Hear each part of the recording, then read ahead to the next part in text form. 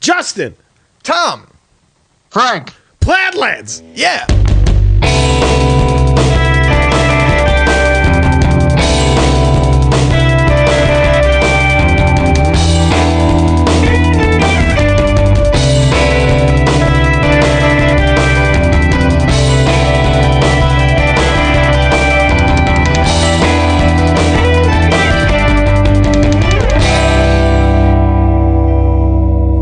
How's it going, boys? We're back. Should old acquaintance be forgot because it happened 3 weeks ago? Happy New Year's, everybody. Last week. It was 5 weeks ago, and I don't care what you say. How we doing, fellas? How's the new year treating you, Frank? So on New Year's Eve, or New Year's Day rather, I decided to finally start taking care of a sinus infection that I had had for about a month. Always good to let those go. Let those linger. That's what I did. I just let it linger, which turned out to be a bad idea. Because I'm on like day 6 of a 10-day antibiotic course. No, day 5 of a 5-day antibiotic course. And as of yesterday, it started getting worse. So I decided to just nuke this thing from orbit, and I have been downing all kinds of over-the-counter stuff. I have some prednisone in me. I'm on all kinds of crap right now. I just accept that I'm going to feel like shit all the time, so I don't even bother with that shit. How did we spend our New Year's Eve? I stayed at home and watched the 4-part finale of Avatar: The Last Airbender again. Hell yeah. It was great. I cry every time. Every time? Every time. All the time. When he fights Fire Lord Ozai, greater than symbol, greater than symbol, greater than symbol. So that's some sort of Mark reference? Hamill, great Fire Lord Ozai. And, controversial because Mark Hamill is obviously not a Japanese man. That's true. But, yeah. Sorry to burst your bubble there, Tom. But great Fire Lord Ozai. Great Fire Lord Ozai. And hanging Qatar. Ooh, we keep saying we'll get to it. You know what? Fuck it. Tom, leave the room. This is Avatar: The Last Airbender. All right, and then we're going to do another 20 minutes on Korra. Guys, let's get down to business. Season 1, Episode 1, Encounter at Farpoint. Oh, no. That's right. We have reformatted. Which is the thing I said as a joke at the end of the last episode is when we come back, we're just going to be a Star Trek podcast. That still might happen. I want that to happen because I just watched one of my favorite episodes of television. It's called First Contact. Yes. Where the Enterprise crew are the aliens making contact with an alien planet, but the aliens are human, but they're aliens, and the humans are aliens. It's aliens. Hold on. Yes. That's the one. Mm-hmm. I think I know where you're going. Where Riker. Yes.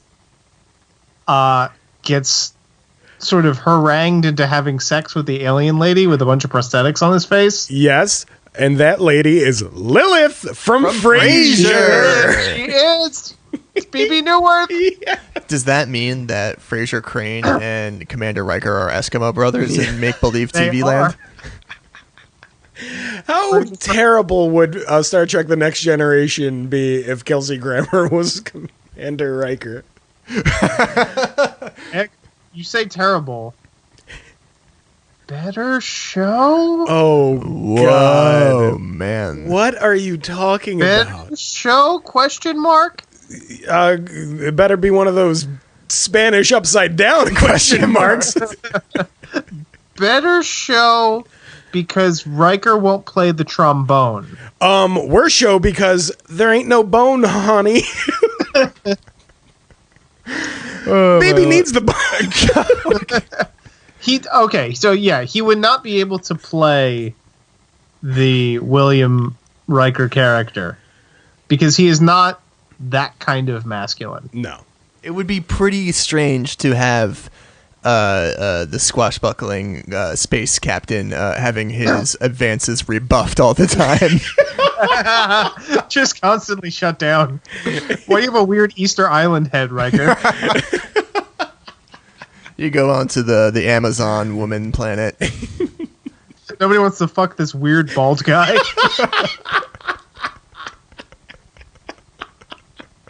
He's just poor sitting in his quarters listening to Wagner. Poor Frasier. Here's a game I've wanted to play on the podcast. Let's recast Star Trek: The Next Generation with jacked actors. Oh. I think we can do it.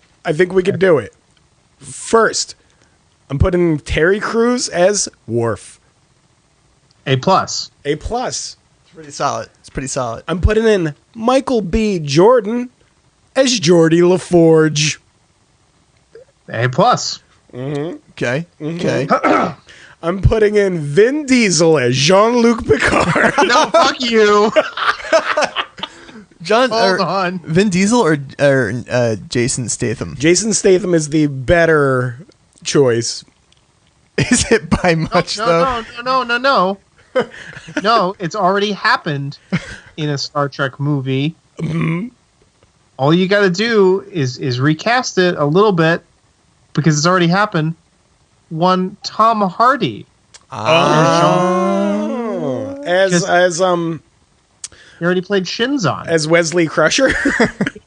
No, as real ones know, as real OGs like Tom and myself know.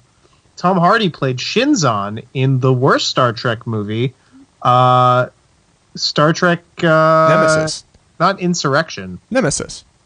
Star Trek Nemesis. Yeah, it's pretty bad. So you've all heard of the Romulans. Have you heard of their brother, the Remans? Remans.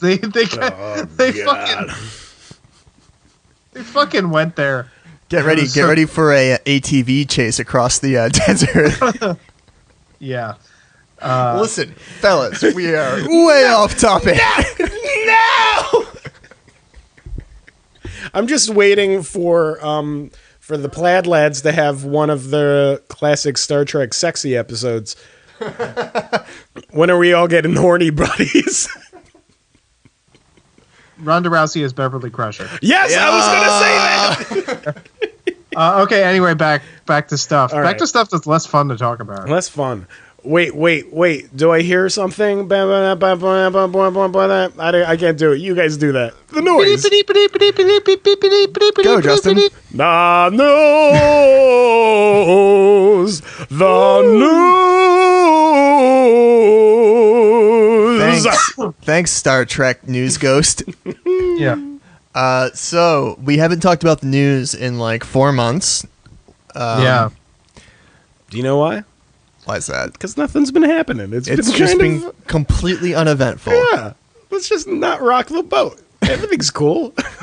Well, kind of a lot happened now. We actually don't have that excuse anymore.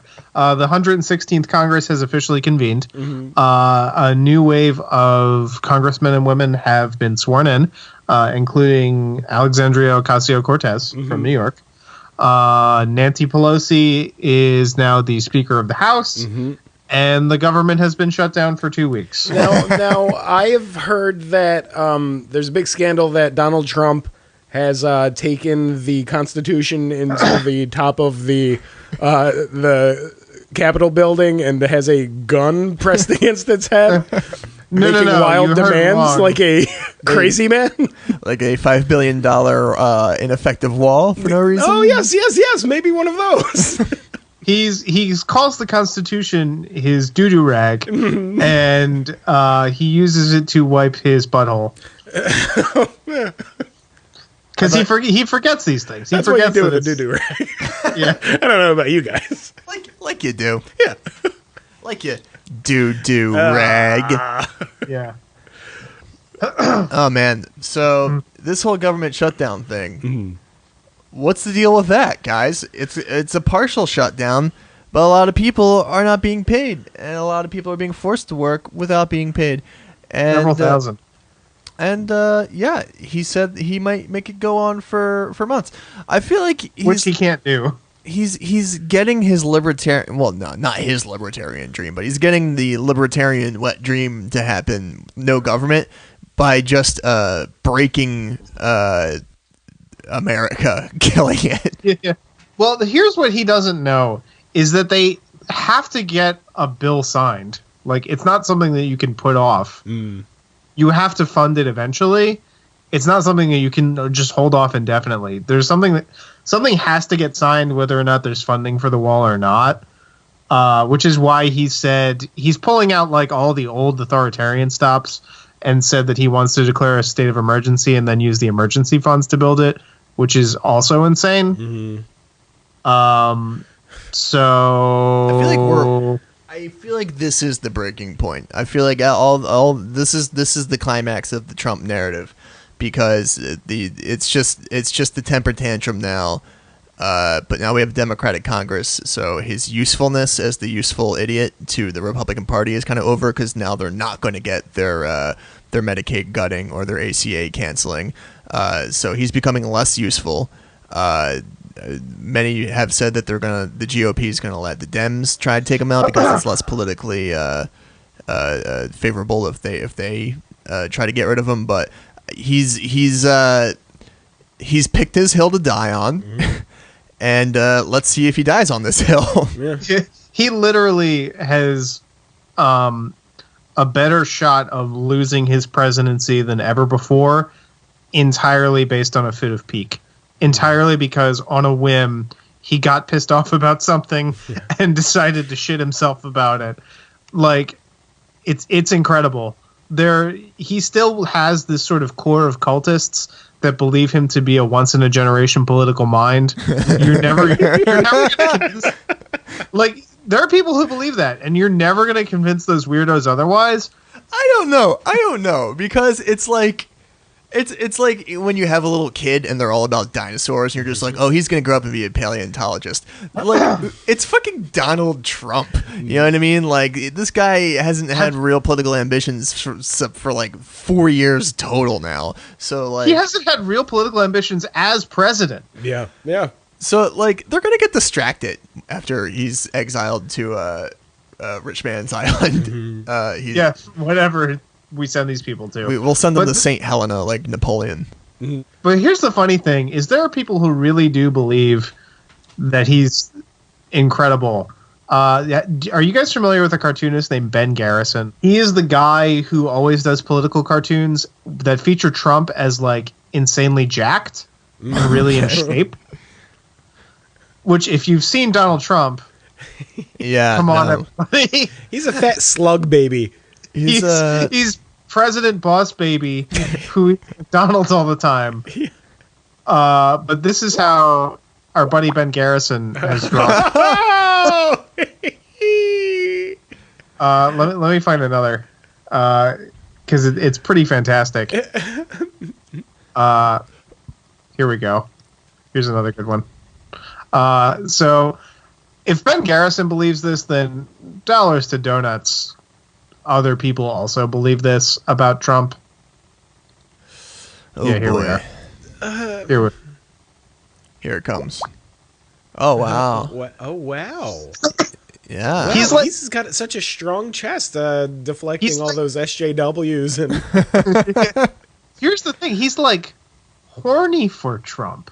Yeah. Yeah, he's a little thirsty. Yeah, these are like horny pictures for that morbidly obese man in his mid-70s. That morbidly obese, senile man. I mean, do we have like an Article 20? That's not, what is it? No, 25th Amendment shot here. I mean, this feels like he has gone. He's like Donkey Kong at the top of the thing, throwing down barrels. Yeah. And I mean, we've got the Democratic House now. So who are you saying is Jumpman? We got a wide field. Fuck. I feel like it's Cory Booker. Yeah. I don't know. He's pretty fit. Could be Elizabeth Warren. Who is the princess? America? The princess is America. Oh, America and the princess. Who's Diddy calling?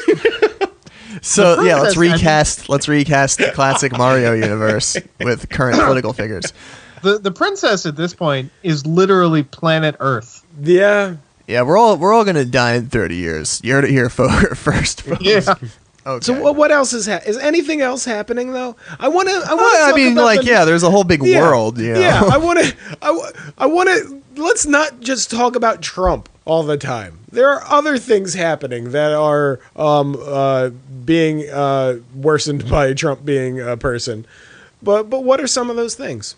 The Disney 20th Century Fox merger finalizes sometimes in the next couple of months. Like it's moving apace, which is pretty bad for the entertainment industry for a lot of reasons. Yeah.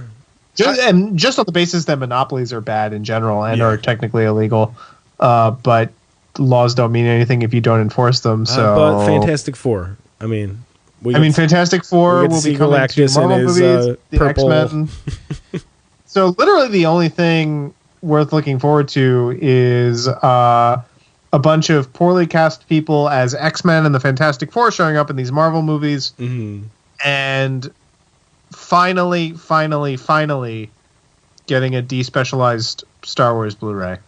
You think that's going to happen? I think it's probably going to happen. You think they're going to let it out of the vault? Yeah, because Lucas has no say over it anymore. So if they buy 20th Century Fox, which they will, they can just say, all right, let him out. Joy. Now, I've told Tom that I have no special love for the James Bond franchise. I do. But if and when Disney buys it, that's when I'm killing myself. That's the sign that it's done. It's done. They own too much. Mm-hmm. We're the entertainment industry is like the monoculture really coalesced a lot faster than I thought I would, because it's literally in every direction you look, whether it's Harry Potter or Star Wars or superhero shit or YA stuff or anything else.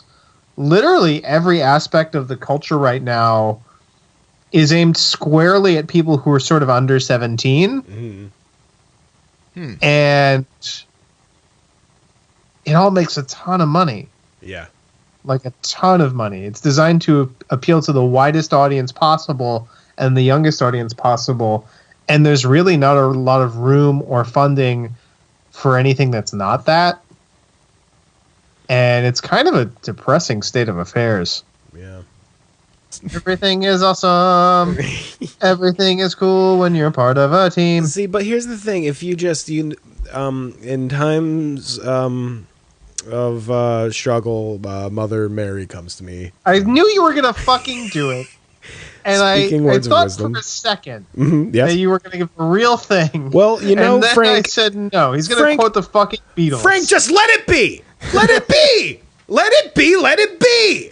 No, I'm Paul McCartney in the Let It Be documentary, and we have a fucking podcast to run. So I'm going to crack the whip on you like you're George Harrison and make you do this podcast.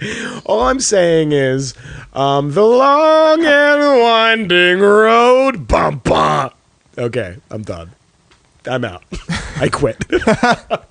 I'm going to go marry this Japanese lady. What? John and Yoko. Oh. How did you not get that? My brain is not on. Plaid lads go to the movies. Plaid lads go to the movies. Zip-a-dap-a-boop-a-dap-bee-boo-boo. Movies up, ba-da-ba-boom. Ha! Ha ha ha ha ha ha ha. No, we're not doing that. This week on the pod. This week on the pod. This week on the pod. What movie did we watch, fellas? Well, let me think. Was it the Phantom Thread? No. Was it the Phantom, the purple superhero from the early 90s? I don't think so. He slams Eve. Was it Phantom of the Opera? Phantom of the Opera? I think that was it. It was that. We're doing Phantom of the Opera. No. We revisited an old friend. Oh. We visited an old friend named Victor Sjolstrom. Oh. From his 1921 horror drama classic, The Phantom Carriage. Do, do, do, do, do, do, do. And we picked this motion picture because it is set on New Year's Eve into New Year's Day. Mm-hmm. It is about a drunk old piece of shit. A real bastard. Also played by Victor Sjolstrom. This is interesting because the previous movie we did involved Victor Sjolstrom as an older man in the 1950s, also playing a real asshole. At the end of his, like, kind of I would say in Wild Strawberries he's a dick. In this he's a dick. A monster. A fucking He's monster. Not a good person. And this is Victor Sjolstrom earlier in his career, earlier in his life, also playing a bad person who is redeemed. But this time he directed it himself. Yes. Did he write it? I believe so. It was based on a Swedish short story. Let me actually pull up my info here. Let's see who wrote it. Yeah, Victor Sjolstrom wrote the screenplay, but it was based on a short story by a Swedish novelist. Ah, yes. I know him. Yes. Swedish novelist. He's my favorite. Whose name I can't pronounce, so I'm not going to try. Is it Bersnin Nargenmurg? Yeah, it was the Swedish chef. So anyway, Victor Sjolstrom plays a drunk old piece of shit named David who Holm. is sitting in a graveyard on New Year's Eve, and there is a Salvation Army nurse who really wants this guy to repent because he's a real piece of shit, and she wants to save him because this movie, much like Night of the Hunter, which was a movie we talked about a couple of weeks ago, this is a movie that takes its morality very seriously. Yes. And it takes the sort of redemptive and repentant power of religion very seriously. And this dying Salvation Army nurse wishes for nothing but to see David one last time so that he may repent. So he's drinking with a piece of shit in the graveyard and telling a folk tale that the last person to die before the clock strikes 12 on New Year's becomes death. And he is the person who drives Death's carriage as he collects souls. And as luck would have it, his other drunk piece of shit friend was the last person to die on New Year's. And who knows what happened to him? He became death. Very good, Justin. You didn't see that? I thought it was very clear. Yes, it's very clear that his best friend... I'm foreshadowing. Best friend became death because he gets hit in the head with a bottle, which is bound to happen when you're a drunk piece of shit. Yeah. And he dies before the stroke of midnight on New Year's. And his friend, much like Jacob Marley, not no Robert and Jacob Marley in here because it's not the baby shit Muppets Christmas. Oh my God! I am going to cut you. So much like Jacob Marley, his former friend is here to visit him on the night of his redemption in ghost form and take him not only through his life, but his past and the pasts of others to see where he went wrong and to see if he can reform. And this movie uses special effects that were practical effects and were pretty state-of-the-art at the time, and can I say still look great? There are so many things about these early films that did not need to be improved upon. They legitimately don't.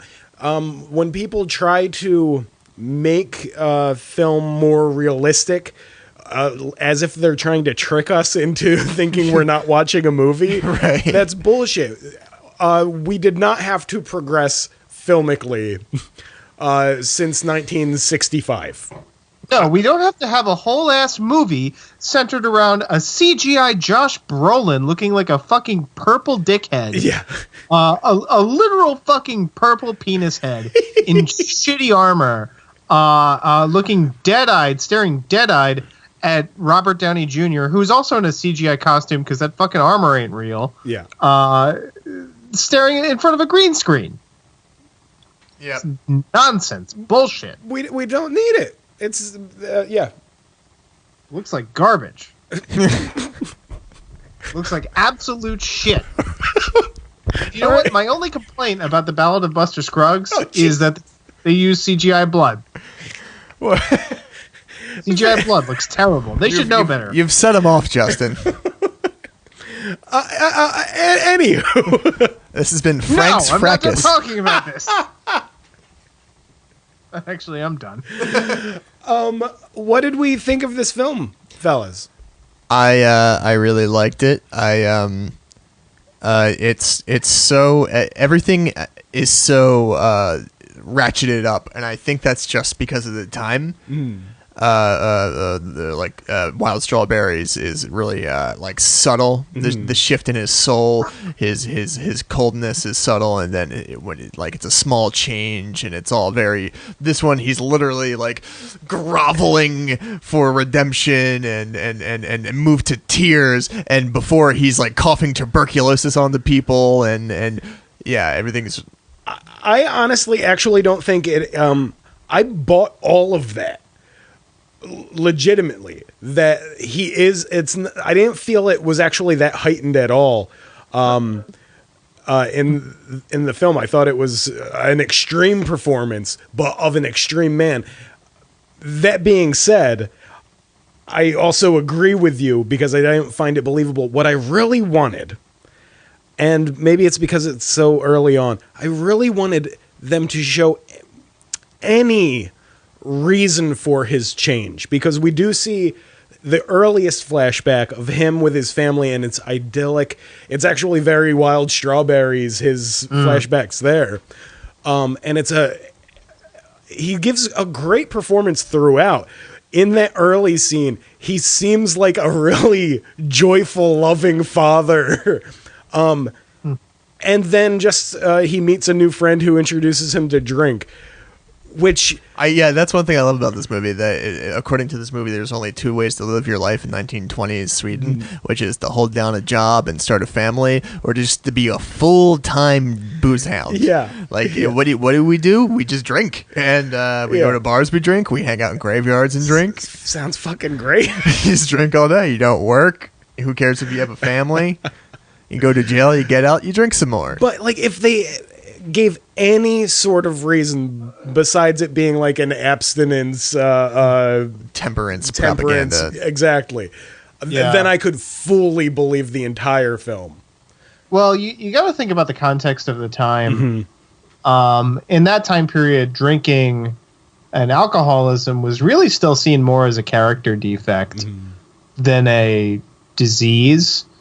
Or an illness, or whatever the latest research is on alcoholism. I believe the cutting edge is trying to link it to a sort of behavioral disorder, almost, or like a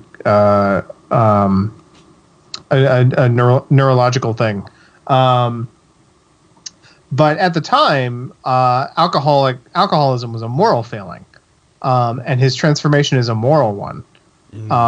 So his descent into drinking is a moral decay. His renewed abstinence is a moral redemption. Especially, from such an intensely Christian country as Sweden came to be. That's just the values that they have or had.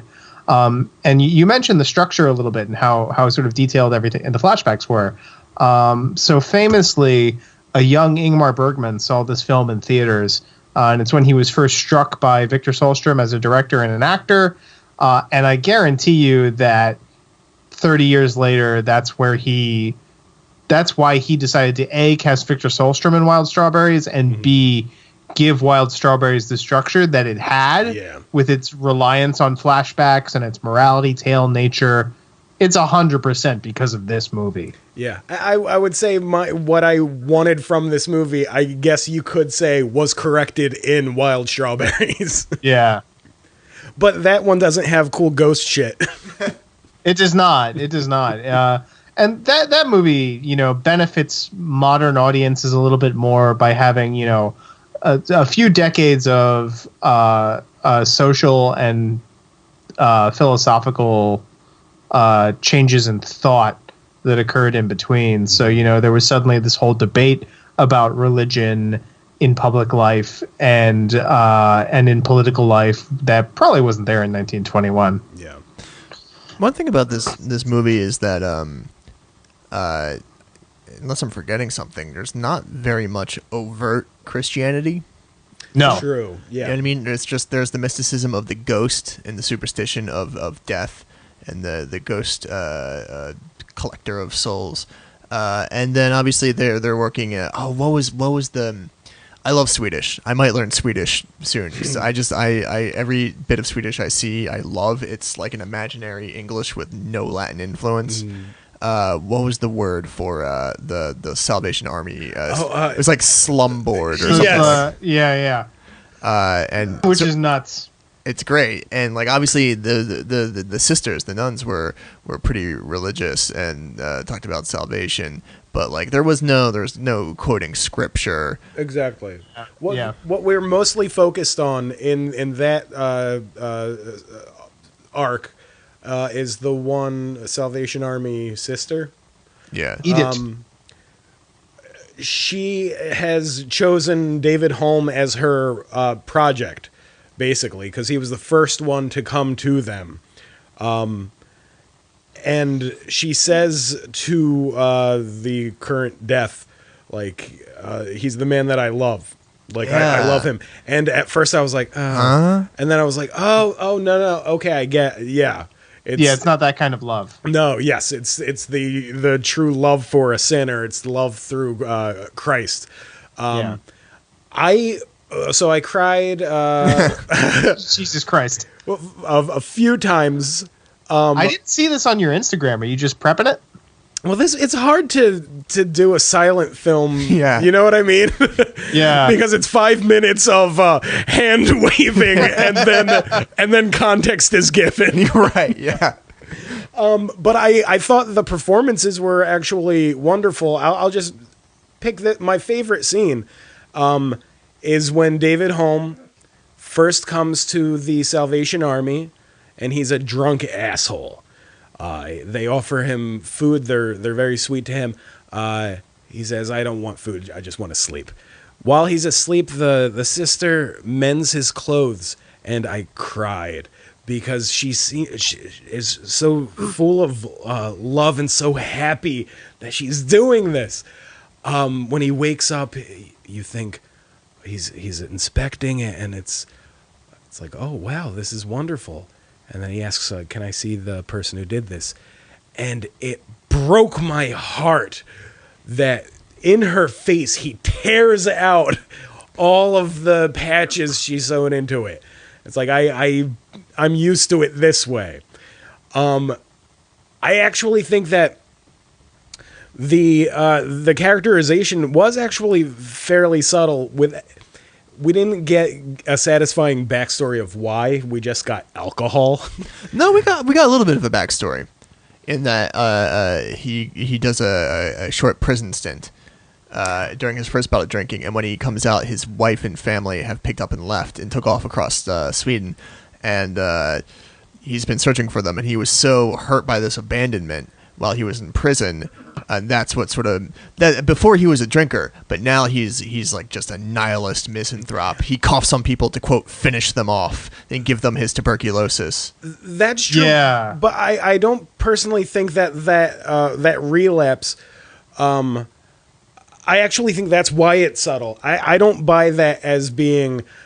He was just a fine drunk, and then he became unhinged at that. I think it's actually a very beautiful thing for anybody struggling with addiction or wanting to change your life. You get that initial impulse, and this impulse was his brother is going to prison because he murdered somebody when he was drunk, and then he's, I'm gonna put my life together, but that first snag, that first hurdle of failure, it's like, no, fuck it, you know?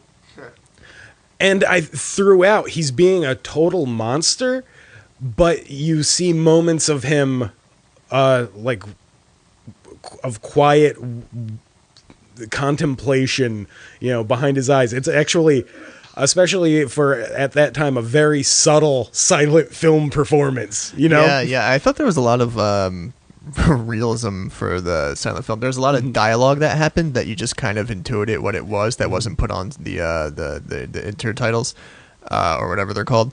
Victor Sjolstrom, wonderful actor. Yeah. Love his face. Great face. It's like Grumpy Cat. He's a great face. He is one of those people that look 60 without a mustache, and he looked late 20s with a mustache. Yeah, there were because he's so old in Wild Strawberries, it would kind of really change his appearance. He had to be like middle-aged around this one. Yeah, no. And there were moments where it came to me in a flash where it's just, oh no, that's the same man. Yeah. But he was 68, I believe, in Wild Strawberries, so he would have been in his like mid-30s. Yeah, I could see which that. is middle-aged back then. Yeah. Can we just talk about how terrifying life was? That it was that weird little time between the discovery of germ theory, but before antibiotics. So he had TB, and it was on his coat, and they had a sterilizing oven that wasn't on yet, and it killed her. It gave her death. Quick question. I hadn't thought about this. Was this set a contemporary film? Contemporaneously? Yeah. I believe so. Let me look that up, actually. Because I hadn't thought of that. Yeah. Yeah, I believe it was set contemporaneously. It was set in 1921. That's still earlier than you think, especially in countries that aren't the United States. Yeah, yeah. Even in the United States, there's some weird, like, most people didn't have electricity. There were like no automobiles. We were still on a horse and train based infrastructure. We still had to boil our water to prevent like typhus and things like this. We still sort of had cowboys. Yeah. Well, what is it? I mean, this could be the wrongest thing you've ever said or I've ever said, but like, didn't like General Custer's Last Stand happen in 1932 or something? That's pretty wrong, I think. He was driving in a Model T with a Tommy gun. He's firing guns out of the Model T. Anyway, when did we discover penicillin by accident? Email us. Email us at plaidladspod@gmail.com. When did we? I have a computer in front of me. This is something I can look up. But and one last note on alcohol back then is that people used to drink a lot. 1928, we still had not accidentally discovered penicillin. What was the year again? 1928. 1928. God damn. And literally, they weren't even trying. He just left a petri dish out, and mold got in it because he was stupid. What a jerk! Yeah, dummy. Yeah. Hate that guy. Hope he's dead. Fuck you, Alexander Fleming. Boom. Fleming. Phlegm like a fucking sinus infection. Why don't you take some penicillin, you phlegmy bitch? You probably wouldn't have died. It's one of those things where it's like, as a whole, I like it. A lot of portions of it I love. What's the moral of the story? The last line. It's something like I pray to God that my soul may mature, reach maturity before I'm reaped. Before I'm harvested. Which I think, that's a beautiful sentiment that follows with this story. You've got the young Salvation Army girl who all she wants is to save this man's soul, and in a very real way, not as Tom was saying, not in a like super religious-y way. No, he's a monster of a man, but he could be a good man. He used to be. And she is taken before her time, even though she is a wise older soul. She begs death to give her a little more time to reach David home, and she does. And he is a child. That's a thing throughout the entire film. He's acting like a malicious child. By the way, The Shining straight up. Yeah, the axe off the axe. Oh yeah. They ripped it. This is where the famous shot of Jack Torrance comes from with the axe through the door. Is the Phantom Carriage, and it's pretty effective in this. Oh yeah, it looks great in both movies, which is not often something that happens with overt homages. Yeah. But like it's literally shot for shot. Yeah. I like this one. This one's more terrifying because it had more of a thing of realism in that he didn't just hack straight through the door. He hacked it up, but it was kind of like stopping along the way and had to like pull on the doorknob and to get it to open. And you don't fully know his motivation at that moment. You don't know what he's going to do. He's drunk. He was locked in there because his wife is looking to run away. And so he's chopping through the door. Is he going to try to murder her? No, she passes out and he gives her water. She passes out in terror at this fucking scene. But it legitimately could have gone 50-50. Yeah. Yeah. Also, if you've only seen The Shining, which I think most people have, and you've never seen this before, which probably most people have, and you see that for the first time, it's an amazing like, holy shit! Yeah, that's where that's from. Yeah. Moment. One last quick question for you guys, and I think we should move on. I watched a Criterion Collection version of this. What was the music situation like in yours?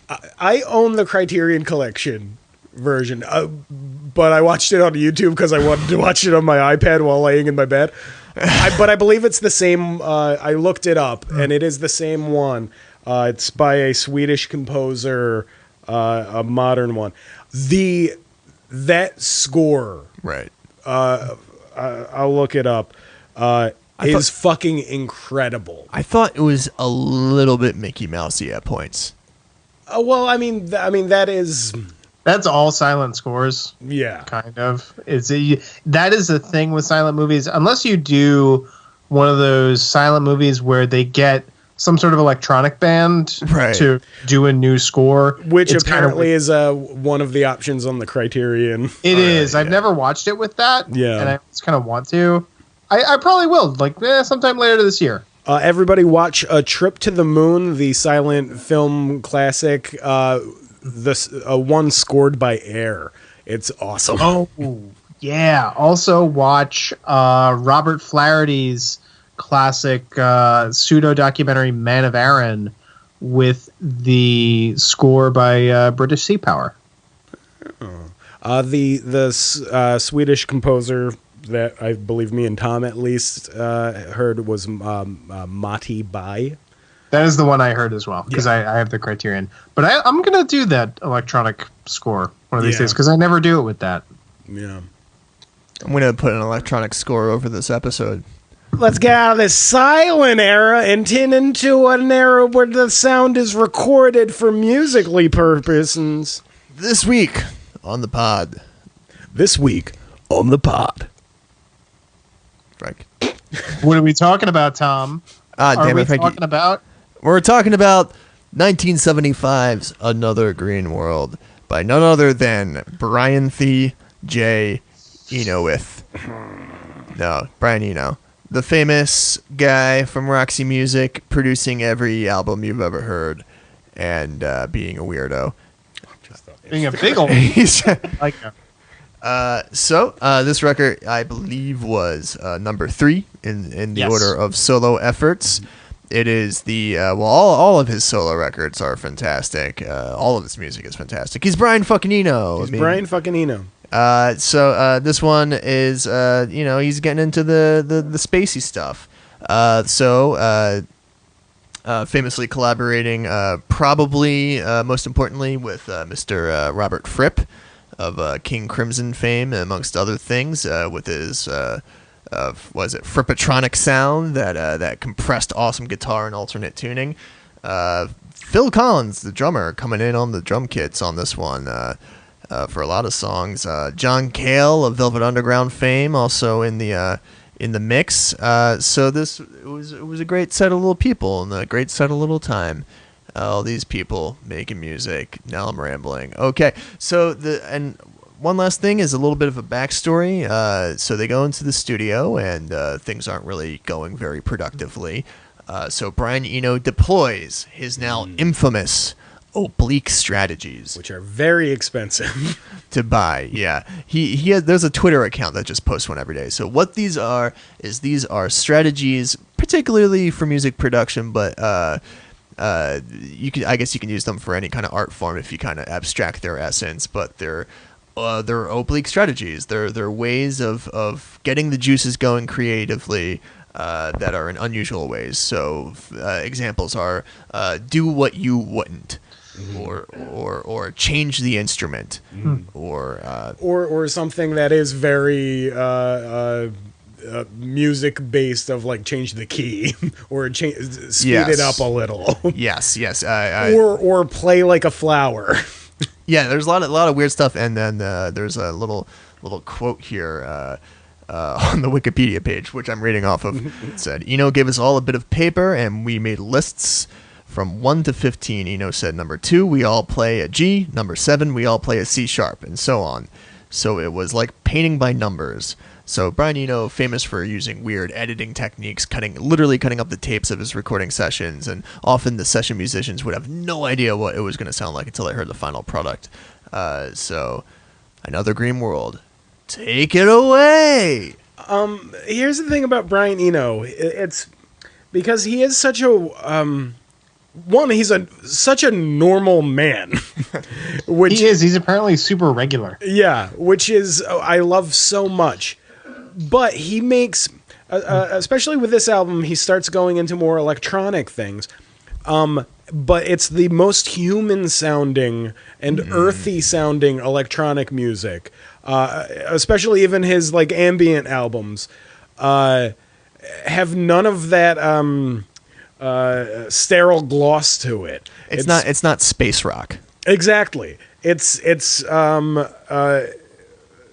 some gorgeous stuff, and I think there's nobody who makes music like Brian Eno, because it's such a subtle thing to it that it's not his music more than it's a group experiment. He's not writing these things like by himself, and it's not even a jam, because he's finding it in the editing. He's doing all of this stuff that there's no music that's even has the same feel to it. It's such a special thing, and especially this album, because it's just gorgeous.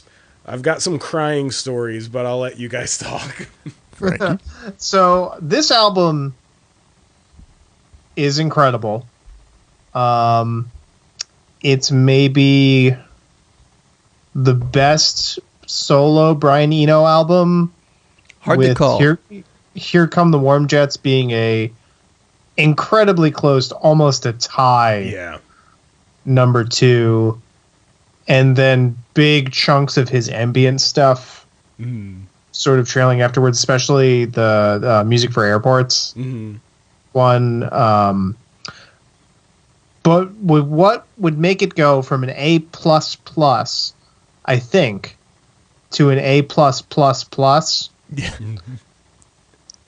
is if he had maybe gone with what it seemed like his instincts were for this album and done it as entirely instrumental.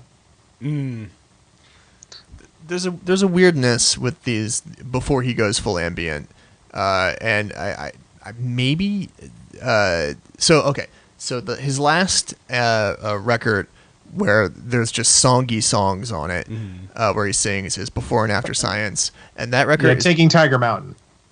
Taking Tiger Mountain's after Before and After Science? Tom's saying the last one he's made. Yeah. Before he just goes off into ambient land, things like discrete music and etc. That album is basically cut in half between side A and side B, where side A is very kind of like funky, songy songs that are almost kind of just like silly. Like the epitome of this is King's Lead Hat, but like that whole side of the record is just so like, it's great, but it's goofy.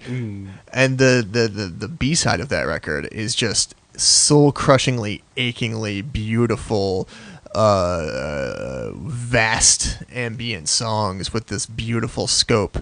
And this record is kind of the same way because Another Green World has the big ship, one of the most effective deployment of that chord progression that is in everything. Insane. Which I'll jump in with my first crying story. So I randomly a couple years ago watched the movie Me and Earl and the Dying Girl. Which I loved, yeah. and it's about a girl who is dying, but it's from a friend of hers perspective, and the scene where she dies, the big ship is playing, and I was not expecting that, and I legitimately was weeping for a straight week after that. Brian Eno often does the music for films, and uses his own music, which I kind of love.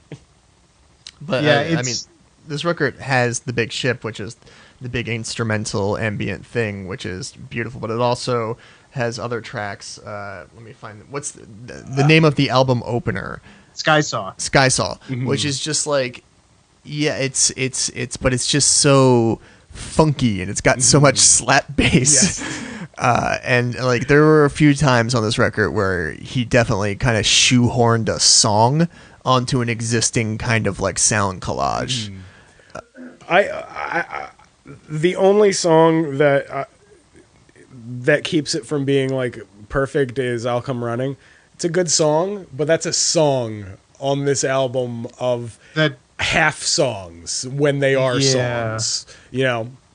I would say that the song that kind of breaks the skin of the album for me a little bit whenever I listen to it is usually St. Elmo's Fire. Explain yourself. I'm not saying it's a bad song. Something about it never kind of fits on the record for me. I completely disagree. And I knew you would. Maybe it's just my personal experience of having come to this record, but for some reason, my whole conception of this record was sort of anchored around St. Elmo's Fire. Like, if you say Another Green World, I think, oh, St. Elmo's Fire and Friends. It's almost as if St. Elmo's Fire is a capsule that is placed in water and it dissolves into the rest of the album. See, I think of this album as The Big Ship and Friends. I think as I've grown older, that is... I'm not saying that St. Elmo's Fire is the best or my favorite. I would say, actually, Somber Reptiles... It's a great one. And actually, Golden Hours, I actually is my one at the moment. But you're such a fucking idiot, Frank. It's a little too... Is it too up-tempo? Is it Fripp's solo? Is it Fripp's soaring solo that's maybe throwing it for you? No, I like that part. Well, what the fuck is your problem? Brian Eno's an interesting to good singer.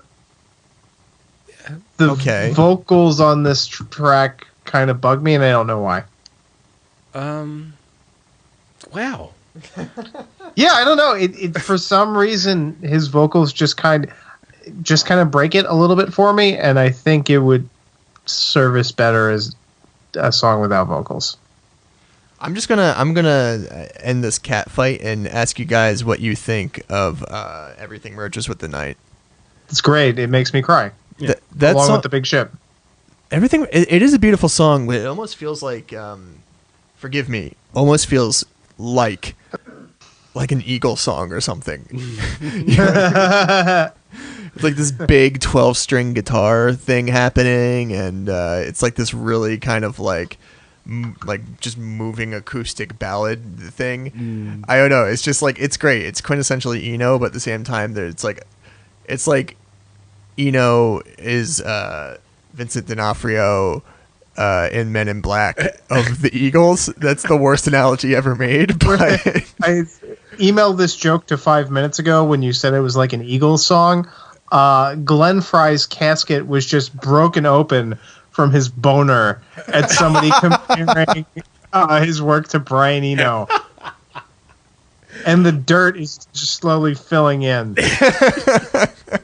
My second crying thing, which leads me to my conception as a whole of this album, is when my brother's dog died, Bandit, who I loved very deeply. When she died, as soon as I heard, I went out behind my barn and put on Another Green World, the whole album, and wept, and I felt very comforted by the album, because it's Brian Eno can often times be thought of as not cold so much, but that's cerebral. Artistic, yes. Kind of abstract. Yes. Yeah. Arch. But this album I is music of ascension. It's sad and beautiful, but ultimately uplifting. He gets stuck on themes, Brian Eno. I referenced Before and After Science earlier. Every single one of the songs on that album references water, sailing, boats, rivers. Every last one. So he gets into things. He's not afraid to let an entire album have a theme like that. Yeah. And like every aspect of the music, and with the oblique strategies, like he says he doesn't really care about the lyrics or know what they mean. He's just, and I believe it in terms of the whole thing, because it's, he's going on instinct, he's going on what, he's throwing it on the wall and seeing what sticks and fits and feels right. It's music created by feeling, which can seem a little odd to say about it. We're going to have to someday. We've already done Fear of Music, which is an album he produced for Talking Heads. Mm-hmm. We're going to have to someday do My View in the Bush of Ghosts with David Byrne. With David Byrne, because I have the record, I've heard it, but the story behind it, sort of the cerebral. He found his cerebral life mate with David Byrne, and that's when they both went off the deep end with this shit. Like the conceptual genesis of that record is so confusing and changed so much, and versus like an actual musical end product. We're gonna have to like talk about it someday. I just got to get your guys' take. I'm not saying we're gonna love it, we're just gonna talk about it. The 2008 one that they did, Everything That Happens Will Happen Today, is also very good. I highly suggest out there, and to you guys, read the article written by Lester Bangs where he hung out with Brian Eno. It's hilarious and wonderful, and it really shows Brian Eno is just a guy. He wanted to like, hey Lester, do you know where we can go to maybe like meet girls or something? There's a story where he was in a antique store and he bumped into PJ Harvey, who the both of them are very sort of in their artistic lives known for being these sort of big weirdos who transform themselves constantly, but in regular life are just incredibly normal English people. And they apparently bumped into each other and had a very nice conversation about pets. Yeah, I mean, I can't see him. He's not like his friend David Byrne, who would just be like, ooh. Anyway, thank you. So David Byrne impression. Don't even mention it. So I just wanted to share this experience. So earlier on in the podcast, I referenced a show I played out in Reading, Pennsylvania, and that happened. Reading, Pennsylvania. It was at a house venue called The Upside Down at Albright College. Shout out to all of those, and what a wonderful place it is. Shout out to you and you and you behind the pole there. So on the drive home, it's like a 2-hour drive back to Jersey, and it was like the middle of the night, and it was along the PA Turnpike through the Alleghenies, the Poconos, or whatever the Appalachians, and it was dark, and there were these. I was just alone on the road, and the only other cars were these like occasional trucks that would either be a mile ahead or a mile behind, and I would just see their headlights. And I had another Green World on, and it was just these invisible mountains in the darkness looming out there, known but unknown, and just the landscape curving and rolling by, and these headlights distantly approaching in the mist. And it was one of the most perfect music experiences of my life. It was incredibly. It was beautiful, transcendent, peaceful. So if you've got like $40 worth of gas to kill, do that. Just do a cross country jaunt while listening to this record. Cool. Fuck this album. Here comes Small Craft on Milk Sea is better. Ambient 2 Reptiles. Yeah, no. What's better than this? Avalon by Roxy Music, one of the ones he isn't on. We gotta do that album one day. Joshua Tree. Joshua Tree. Are we not men? We are. Devo is better. I always get That's great. What's the one? No, it's not. This is better. This is better. That is a great album, though. Or did John Cale produce? That's what I'm trying to. No, that's Eno. Brian Eno. Eno did Devo. Who did John Cale do? Patti Smith. He did one of them. One of the weirdos from that time. Let's look this up. He did Horses by Patti Smith. It was Run DMC. Yeah, for sure. Yeah, let's leave it at that. Can you guys give me some of your thoughts on tonight's Eagles game? Eagles? Yeah, go ahead. I think it was a good game played by both squadrons. Shut the fuck up, Justin.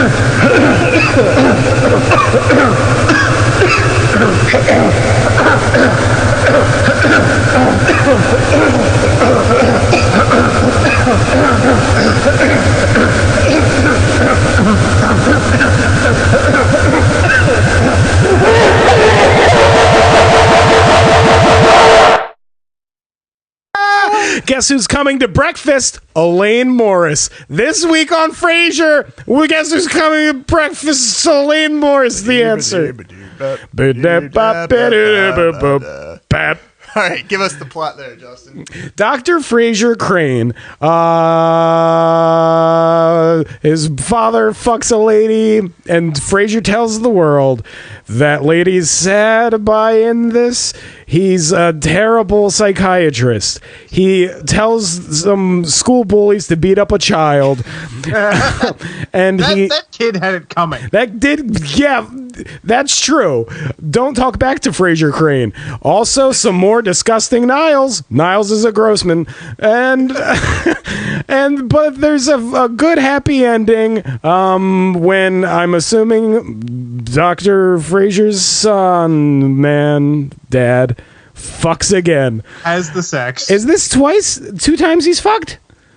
Anyway, Frasier, Season 1, Episode 13, Guess Who's Coming to Breakfast. I said it before. I'll say it again. And I will not stop saying it until this country has come to its goddamn senses and will live up to those beautiful stars and stripes.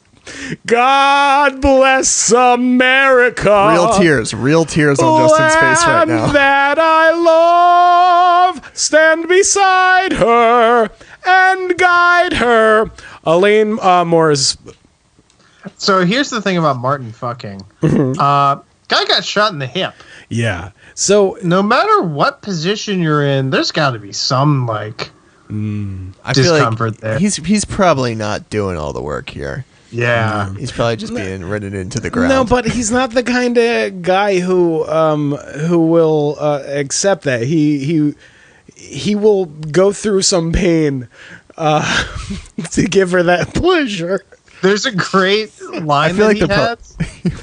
Yeah. There's a great line that he has where he's yelling at Frasier about talking about the fact that he had a woman over on the radio for an entire city to hear. And he very rightly makes the point, the sex is private. It's between you and the person you're doing it to. that was hilarious. It's an awesome line. It's a great line. But I'm sure he's... Nope. What? No, go ahead. Are we still talking about what Marty Crane's like in the sack? I'm sure he's a sensitive lover and loves to eat that puss. Oh my God! I thought you were going to say he eats the booty like groceries. Oh, Jesus. What is going on? I'm ashamed. Have we learned nothing from this episode? No, we haven't. Speaking of We're speaking of a man now dead. A man that you killed. Hey, you watch it, Buster. Anyway, can we just jump real quick to Niles being a grosso? And I hate this podcast we're doing. Maybe it's maybe it's that, or no, it's not that at all. It's Frasier. It's Frasier's fault, the television show. But rewatching it, I'm truly disgusted by Niles. I gotta say, are we referencing the kitchen scene? The kitchen scene, the beginning of it, where he continues to be the one note disgusting.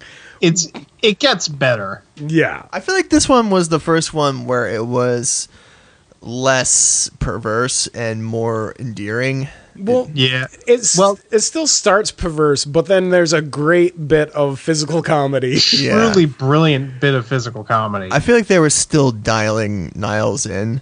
Mm-hmm. Yeah. And this is the first time where I felt like this is the way he stays obsessed with her, where it's transparent, but it's he started out kind of more like skeezy. Yeah. You know what I mean? Like the rich guy who's like a prick, and the sexual stuff like the dresses. It seems more.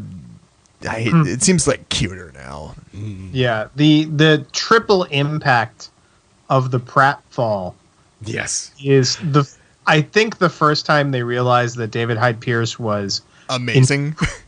Incredibly gifted. Yes, at doing that kind of a thing. He's phenomenal. It's one of the favorite things I have about the show is David Hyde Pierce's physical comedy throughout. It's incredible. I mean, speaking of like the Phantom Carriage, a thing that's wonderful about Frasier is the many different styles of comedy that they do. That are, I mean, you've got the 1930s, 40s romantic comedy snappy dialogue. You've got the Buster Keaton specifically-esque physical comedy of straight face of Niles, and Kelsey Grammer would be a great silent film actor. He does a lot faces. He does a lot of brilliant face acting. He has an amazing face. It's huge. Well, no, he has an amazing face in the beginning of this episode, where Roz is going on a date with the Star Trek nerd. First time meeting him. First time. Noel the Mole. Which this poor actor, by the way. Yeah. Just getting shit on by the writers of the show. So he makes an amazing face when he says to Roz, I believe he has a signed picture of Captain James T. Kirk at his desk. And he makes this shit-eating face that is incredible. Yes. But it also made me think that in 1993, that made this man a nerd. In 2019, that would make this guy a cool guy with a bunch of tattoos. That's true. It also glasses. It would make him a man with many thousands of dollars. Know how hard it would be to get a fucking autographed Shatner poster at this point? Yeah. No, he's gonna charge you like $500 at least for a new one. There are a few endearing. Yeah, he's not a nerd anymore. In 2019, he's a super cool guy with a podcast. Whoa. Yeah. This reminds me of something that you talk about sometimes, Justin, where you used to be afraid to go into comic book stores because you're not enough of a nerd. Yeah. And you would want to smash the nerds. Yes. And now you can't go into a comic book store because you're not as much of a cool guy. Yeah. Yeah. I'm a man with no country. I'll just drive around my car and smoke cigarettes. That's cool. By the way, we should say the little kid guest, the shitty little kid who's a little piece of shit jerk to Frasier, calls into the show. That is Elijah Wood. Oh, and later on we got a mother who's concerned about her daughter having sex, Piper Laurie. Piper Laurie from Twin Peaks and a million billion other things. And the old guy was... the Victor Stromsberg, the ghost stuff. It was somebody. It was somebody famous. There are a couple of endearing things about scenes in this episode. I really like that Frasier and Daphne went to a bit of experimental theater to get out of Niall Martin's hair. I like him, like, you know, oh, yeah, Daphne, one, yeah. But then there's it's a ruined. Weird thing. Uh-huh. There's a weird thing at the very end of this episode. I don't mean to step on what you're saying. No, I was just about to say it. Go on. Okay, go ahead. No, you say it, because I can't think. Because at the very end of the episode, Martin and this old woman go to fuck or whatever inside the room, and Daphne and Frasier in the hallway. Yeah. And Daphne says something to the effect of, oh, look at us, you know, single, you know, we've got nothing going on a Friday night or whenever it is. And Frasier says, you know, we're single, attractive, in the prime of our lives. And Daphne says, well, I think the solution is right under our noses. And Frasier starts getting into it and says, oh, I think so too, Daphne. The implication being that they're going to fuck. Yeah. I mean, immediately diffused by Daphne saying, oh, okay, so the laundry's downstairs. I'll give you the clothes. Yeah. That's a thing. The writers were going for it. Yeah. That's a thing that for the most part, this show does not touch. They truly are more like family. And I find this disgusting, especially because it's an employer-employee relationship. Very weird. You know, the character of Frasier Crane does have a history of finding perceived sexual attraction in inappropriate partners. That's true. Famous for the line, "Are you as turned on as I am?" Yes. There's another endearing. I love when they play into Frasier and Roz's friendship. Because they are such different characters, but they are, I think, intellectual equals, just different tastes. And there's just a very delightful scene of them fucking around and not listening to a caller. And yes, it's very cute, and they're making each other laugh. I love it. Yeah, of course. That is also complicated. Like 4 or 5 seasons later, when they then almost fuck. If you remember that episode, they do fuck, don't they? No, they don't. They never fuck. No, they fuck. No, they get close in one episode. No. Frank, they fuck. They fuck at some point. No, they get close and then don't, but then later on they do. Yeah. Let's quickly, off the top of our heads, list who fucks who. Correct. You're correct. Niles fucks Daphne and he fucks Lilith. Frasier fucks Lilith. Roz. Martin. Bunch of different ladies. A bunch of different ladies.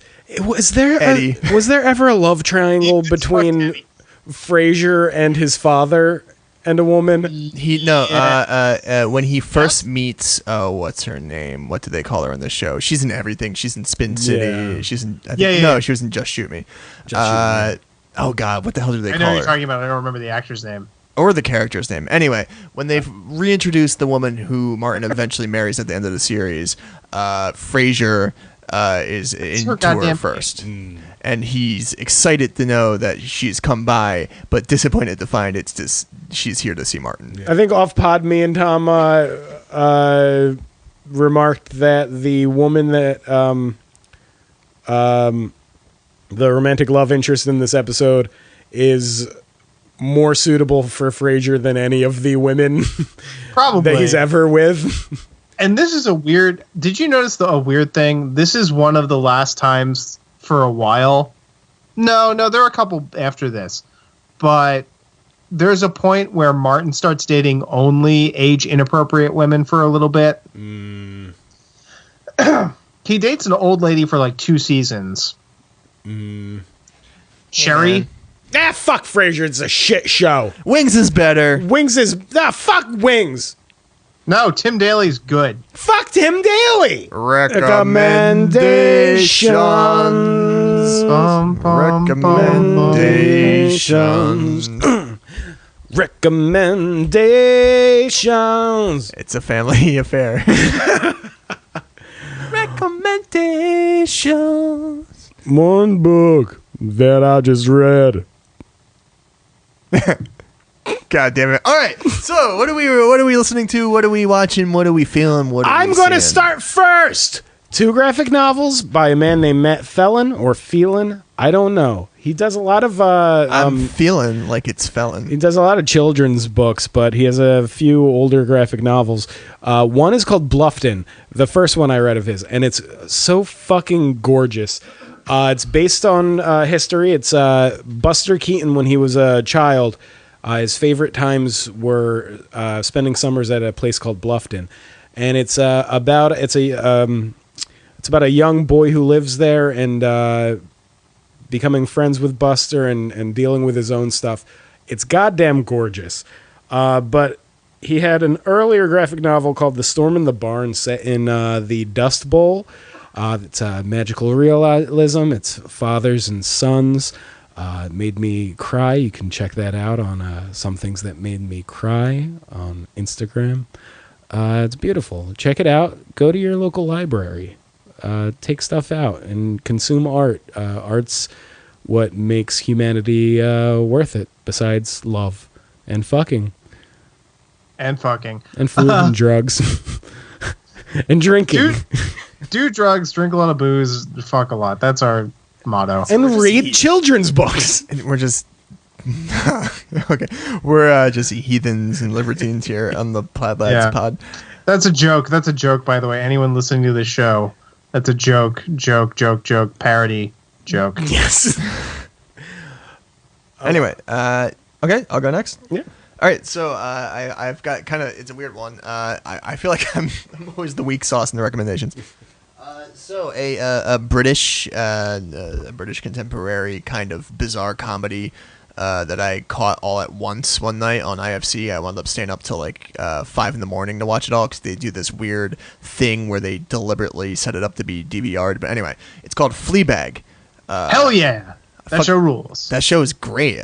So it follows this woman about 30-ish years old, and she's running a cafe that's failing, and she's got a completely preposterous love life and a weird family life, and it has a really great portrayal of sexuality and struggling with one's character flaws, and it has one of my favorite fucking devices I've seen in a while, where the main protagonist, constantly breaks the fourth wall mid-dramatic acting scene, and really excellently done. And it's very prominent at first, but it's integrated so well into the show, especially when the season heightens to its emotional crescendo.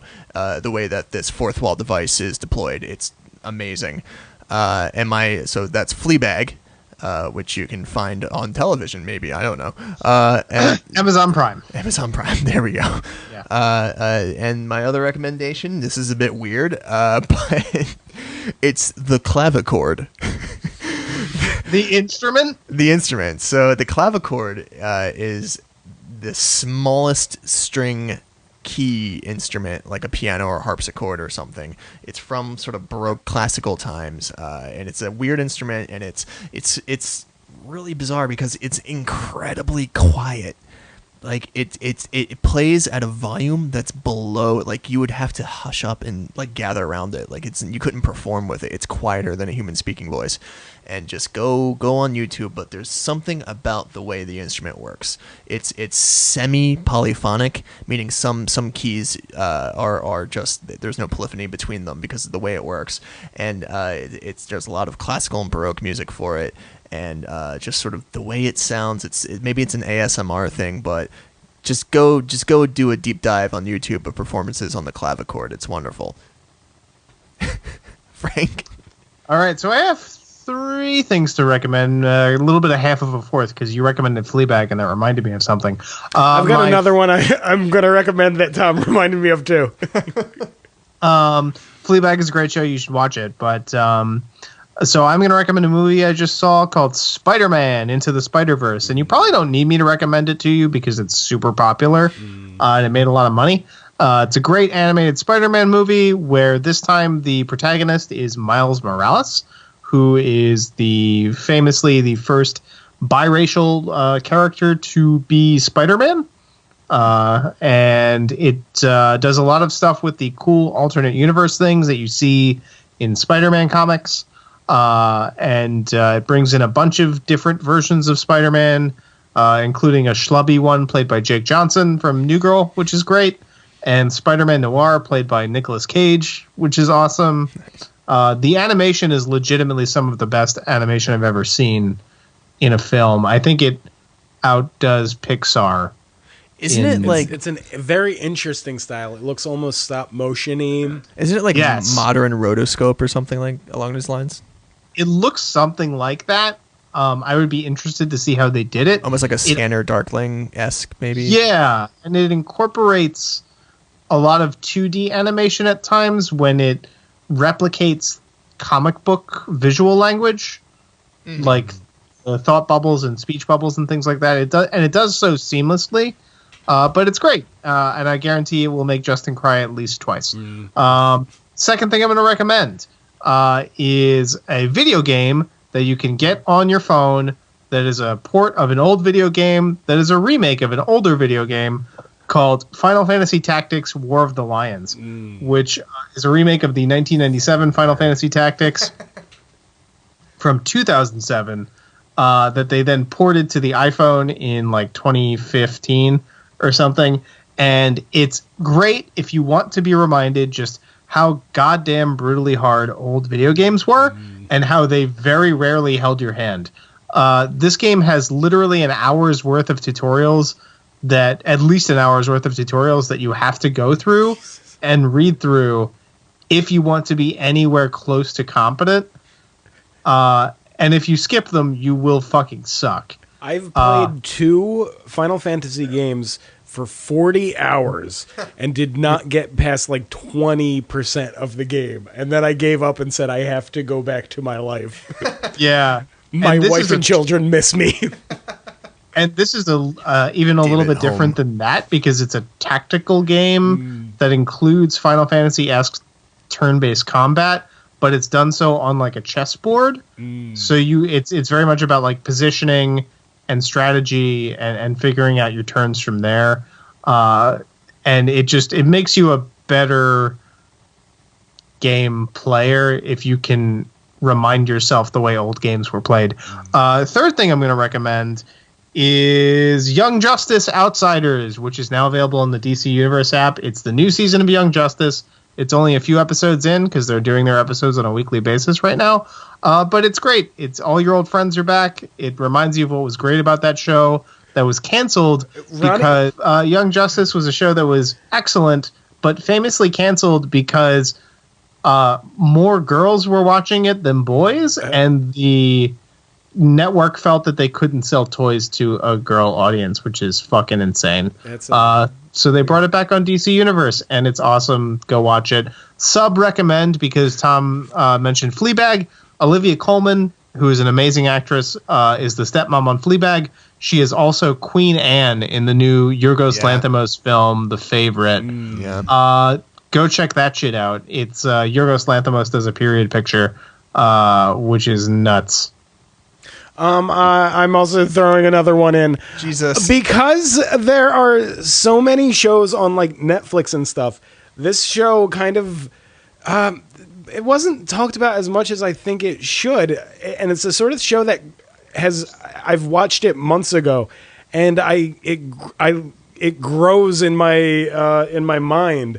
Love, the Netflix show about a relationship. 3 seasons. With that guy, I want a fucking wedgie. He does have that kind of face, but with Gillian Jacobs and Paul Rust. Mike Mitchell of the Doughboys is in it. I'm wearing my Doughboys shirt. And does he talk about Burger King on it? He does. You son of a bitch. But Love does stuff I haven't seen on television. Subtle stuff, but it's great. So fuck off! All right, so guess who's back to give the plug? Hello, it's me, Michael K. God damn it. And it's me. I was going to say Shawn Michaels, the wrestler, but it's Marlon Brando. Shawn Michaels sounds a little bit like this. Yeah. How's it going, Michael Caine? That's Truman Capote. Yes, I know. The Heartbreak Kid, Shawn Michaels, is a little bit more oomph in his voice. Oh, yeah. That's Macho Man Randy Savage. That's Harper Collins. The publisher? Yes. You haven't met them?